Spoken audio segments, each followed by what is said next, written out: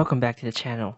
Today I want to talk about why console gaming will never die, and why consoles are better than PCs. And I can't wait to hear the opinion of someone who is still playing Black Ops Cold War. Is that harsh? I don't think so. It's like if someone was about to make a video about how console is better than PC, but their background footage was Madden or FIFA, you know? It's like, wow, can't wait for this unbiased opinion. So consoles like the PS5 and Xbox Series X have been around for a long time. Is that PC footage you're using? Rewind. So consoles like the PS5 and Xbox Series X have been around for a long time. You're playing on PC? I'm lost. Also, they've not been around for a long time. They've been around for like almost a year-ish. Whatever. As with PC gaming, but as the years go by, people have predicted that consoles may no longer be relevant because of the PC. And really, from a technical standpoint, is that wrong? If you're looking for like graphical achievements in games, yeah, the consoles are kind of irrelevant. Like, nobody is going to go to a PS5 or an Xbox to see like the absolute best graphics possible. Pretty graphics, sure, but not the best. Obsolete doesn't mean not impressive or not workable, but I think you see the point I'm making. He's talking down on people who say, oh, consoles are obsolete, but I'm just trying to play devil's advocate here because in a lot of ways they kind of are. But as with the PS4, Nintendo Switch, and now the PS5 was shown, they're here to stay. Consoles will always have a place in the market. They'll never be the cutting edge of graphical prowess like they try to be and that people try to pass them off as, but you know, they're always going to have a place in the market. A lot of casual players like to just get one thing from the store, put it on their coffee table, and plug it in. I don't think it's any more simple than what's on PC, but I can understand why certain people would gravitate to a console regardless of the technical performance. The console will always have a market. Things don't have to be so black and white here. With record sales numbers topping the charts month after month, with the PS4 being the most popular console of the 8th generation. Wait, was it the most popular of the 8th generation? Like, where does the Switch fit in that? Because isn't it the Switch was the fastest selling, or the PS4? I know PS4 was the most selling, but this really is not important. Keep going. With a lifetime sales of 115 units sold, with the Nintendo Switch coming a close second with almost 90 million units sold. And the Switch started 4 years late is the only reason I bring that up. Yeah, no, keep going. With Xbox One being, well, third. Did you just drop a cup? Question remains, why do people still buy consoles when they can just build or buy a PC? Marketable simplicity. Well, there are a few reasons. For starters, consoles are more affordable. Why do people keep saying this? The new consoles are rather affordable. You know, in the grand scheme of things, for the amount of tech you're getting in the new consoles, they are affordable. But you know what else you can do with the same amount of money as a new console? Like, you know, that $500 mark? Or I guess $550 if you want to count the subscriptions. Or, you know, maybe $620 if you want to count the subscription in one game. It's almost like everything else on the consoles, the really expensive part. But let's just go back to the tech. If you want to say $500 is affordable for a gaming machine, you can make a $500 PC. It's completely possible. How soon we forget about the Steam Deck, which I'm still very curious about. But you can also make a budget PC, but it's not like budget PCs just went away, and it's not like budget PCs became not very powerful. If you're gaming in 1080p, which is most people, you can absolutely build a PC for under $500 that will give you crisp 1080p with high frame rates and more options than the consoles. Might not look as good frame to frame as the consoles. I mean, frame rate, it'll be much better than them. But then you'll also have all the benefits of the PC, and you can upgrade that PC in the future to get better visuals. Like, you see what I'm saying here? $500 is a very good starting point if you're building a PC in 2021. So the affordability argument really doesn't even work anymore. It never did, but you know, there was like a 3-4 month period earlier this year where you could argue it, but that sucks. With high-end PCs costing a lot. Yes, I know there are cheap pre-built PCs out there, but pre-builts are usually more expensive. Like, yeah, there are cheap pre-built PCs, but pre-built PCs are usually selling for more than the actual value of the parts in them. Like, why are you talking about cheap pre-built specifically? pre-builds aren't always reliable, and they often have something wrong with them. This is one that I don't really get. A lot of people talk about pre-builts being like rampantly broken, or I've only ever owned one pre-built PC, you know, aside from laptops. I mean, like desktop PCs, I've only ever owned one pre-built and I had no problems with it. I don't know, maybe I'm just missing something, but it always confuses me when people talk about pre-built being PCs as being like rampantly broken. But also, building a PC yourself isn't hard and doesn't take much knowledge, and it saves you a lot of money. So if you want a budget gaming PC, don't even be looking at pre-builds. You're just gonna waste money, and that money that you'd be wasting can go back into your budget for the parts. With some of the components not being installed properly, missing a few parts, and having less than desirable performance most of the time. Because consoles always ship completely perfectly with no technical problems. But with consoles, that's not an issue. Yes, it is. It literally is.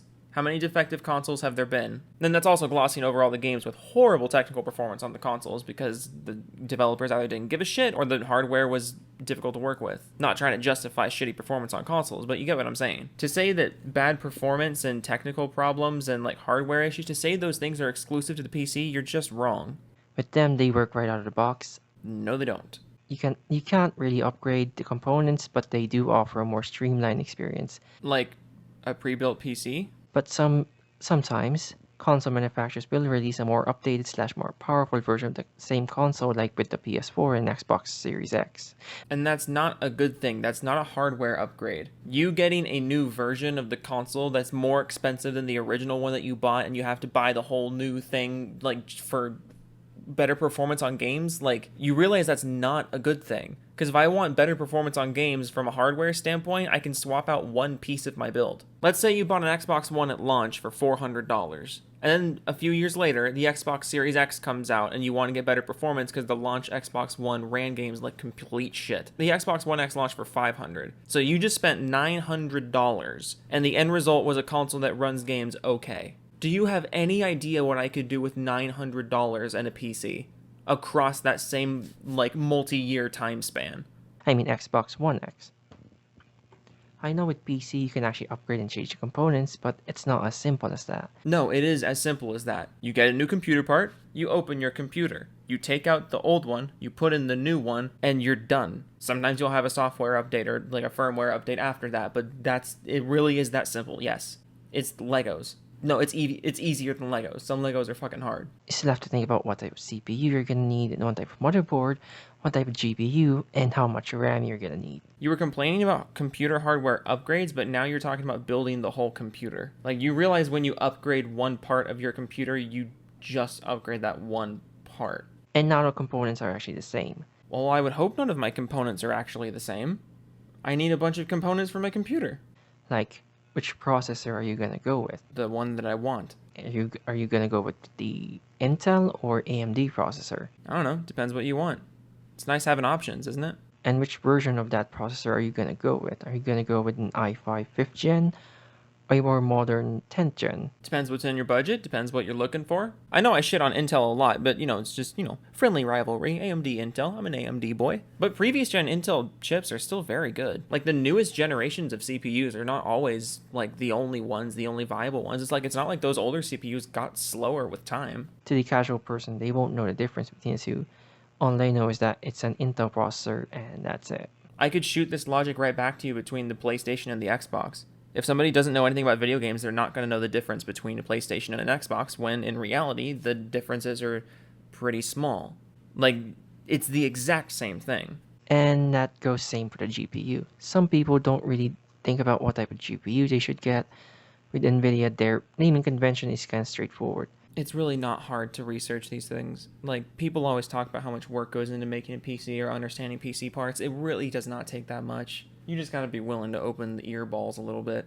So you have the RTX series, which consists of the RTX 2060 and the RTX 2070. And the 2080. The casual person would realize that this one is more powerful than the other one, but don't even get me started with the naming conventions for the AMD. I mean, again, like, I can just throw this right back at the consoles.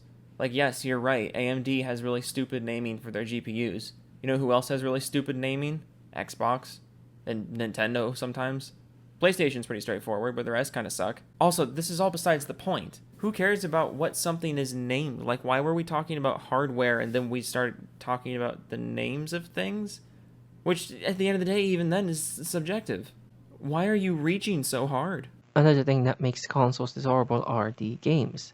Each platform has exclusive games like Mario and the Legend of Zelda games for the Nintendo. All of those can be emulated on PC with ironically better performance than what Nintendo will give you. A bunch of games for PlayStation, that are coming to PC. Forza Horizon series, the Gears of War series, and the Halo series for Xbox. All of those are on PC. They generally take full advantage of the hardware and show the power of each console, And ironically, they run better and look better on the PC. and you end up with titles such as the Marvel Spider-Man for the PS4, which is all but confirmed to be coming to PC. the Uncharted series, Which actually is coming to PC. the Halo series, Which has been on PC. and all of the Mario and Zelda series. Which can be emulated with ease. These games are the best of each console, And there's only one platform where you can play them all.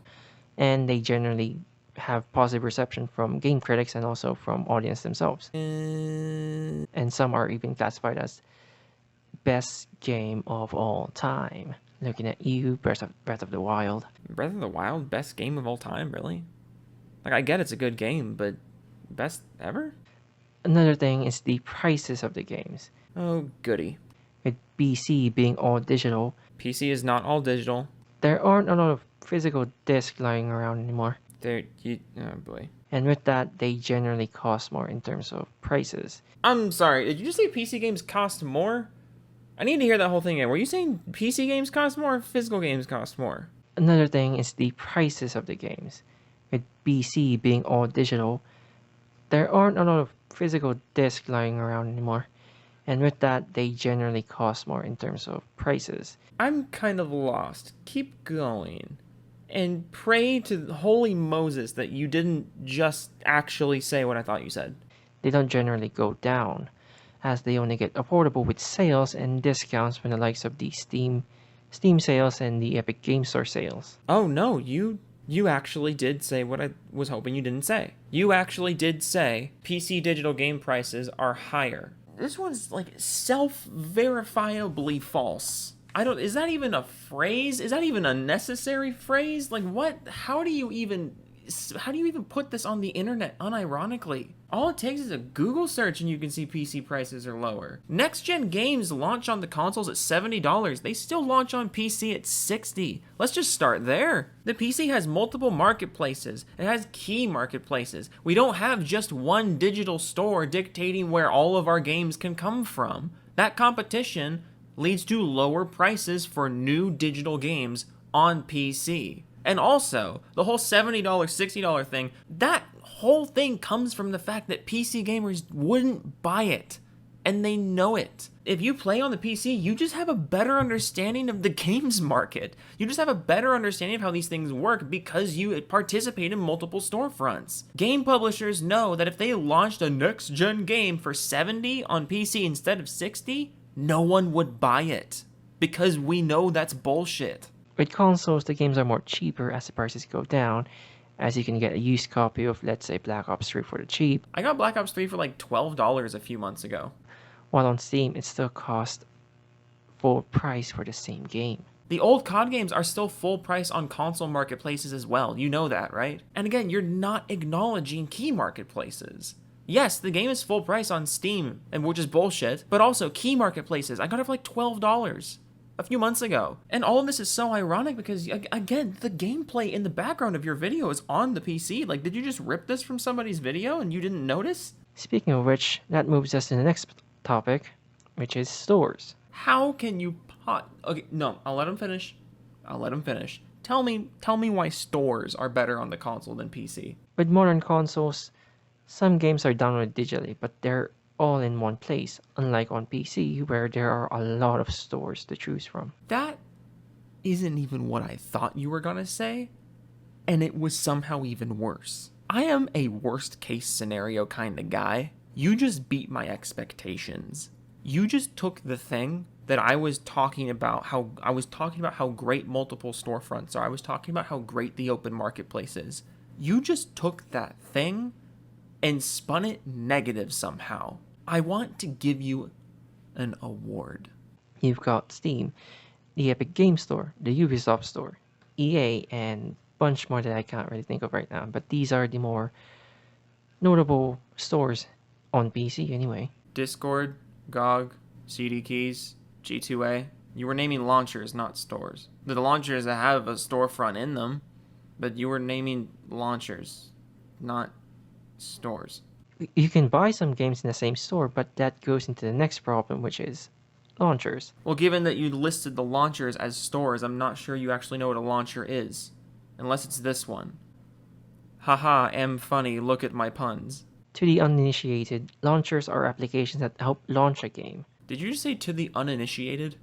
Buddy, you better put that word back where it came from before somebody hears you and throws you down a fire escape. For example, when you buy a Ubisoft game on Steam, not only do you actually need to open Steam, but also it requires you to actually open Uplay. Yeah, that one's dumb. I'm with you on that one. Like, if the game is on Steam, I shouldn't have to go to a different launcher to play it. If it's on Steam, it should launch from Steam. Thank you for coming to my TED Talk. Which is Ubisoft's own launcher, which takes a while as you need to log into Uplay aside from your Steam account. Yeah, Uplay fucking sucks. Carry on. Same goes for EA games, as they also have their own launcher called Origins. No, Origin, just one. It's just one. It's not a shitty prequel movie. It's a launcher. Origin. And it takes a long time for a game to actually launch. I mean, not really. Games don't... What? But you don't have that problem with consoles. Yeah, on consoles you have one launcher and one storefront, and if you don't like how either of them function, go fuck yourself. As they just open straight into the game, as they don't need to open 3 programs just to run a game. Because consoles never have problems launching games. That's never been a problem. So those are kind of my thoughts on why console gaming are better than PC, so. And I am so glad you're done. This one was painful. His video is 5 minutes and 45 seconds long. I've been recording for over 24 minutes. This was a rough one. Anyways, yeah, follow me on Twitter or listen to my music or donate to the channel with the link in the description. Wow, yikes, this one was hard. I'm still working on my big, probably 2-hour long response that I've mentioned a few times. I'm still working on that one. I'm trying to release videos every Tuesday and Friday from now on. So every Tuesday and Friday will be a new video from me. A lot more content coming out, but also it's gonna take me a little longer to get the super long one done. But I'm hoping to get that big 2-hour project done for next Friday, and then I'll have another normal length video on Tuesday. So anyways, I'm rambling a lot right now because I'm high. I did this one high. Toodles.